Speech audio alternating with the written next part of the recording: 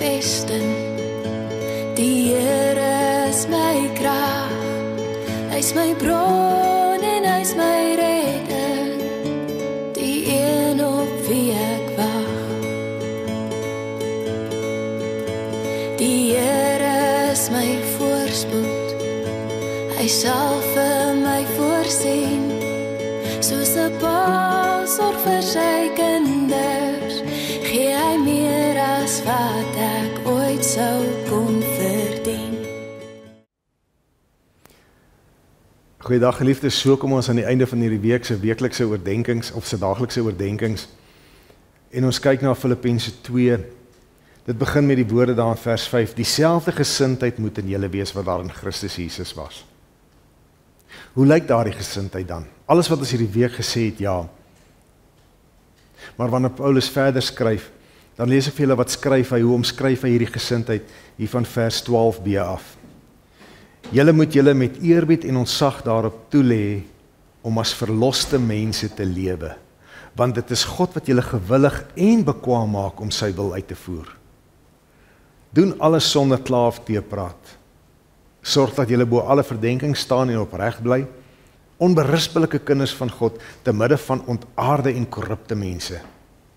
Tree onder hulle op as ligdraers in die wêreld, die woord van die lewe uit te dra. Dan sal ek op die dag van Christus se koms rede hê om op julle trots te wees, omdat dit sal blyk dat ek my nie verniet ingespan het nie, en nie verniet gesoog het nie. Die uitspel van die gesindheid. Wat is 'n gesindheid? Gesindheid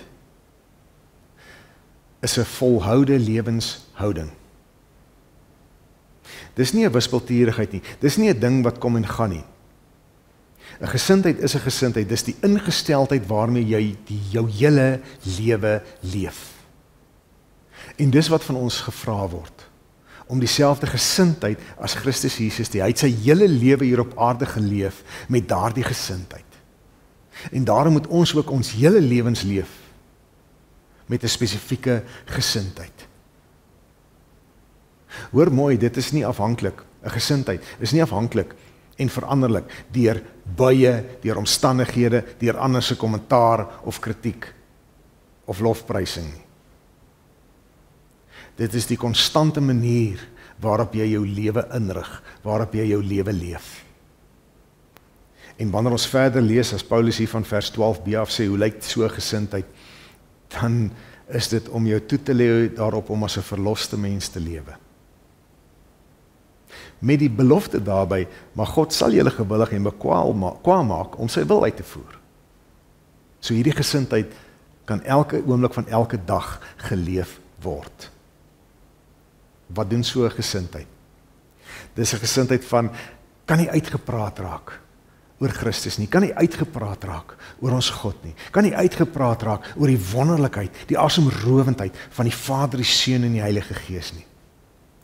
Dis 'n gesindheid van altyd gefokus wees op hom, van om die wêreldse dinge af te lê, om op te offer wanneer dit nodig is, om altyd gehoorsaam te wees, en te doen wat die wil van God vra. Saam met dit is daardie gesindheid een van om al hierdie dinge vreugdevol te doen. Want ons weet, dit gaan nie oor reëls nie, dit gaan nie oor 'n swaar nakom van 'n stel wettiese dinge nie.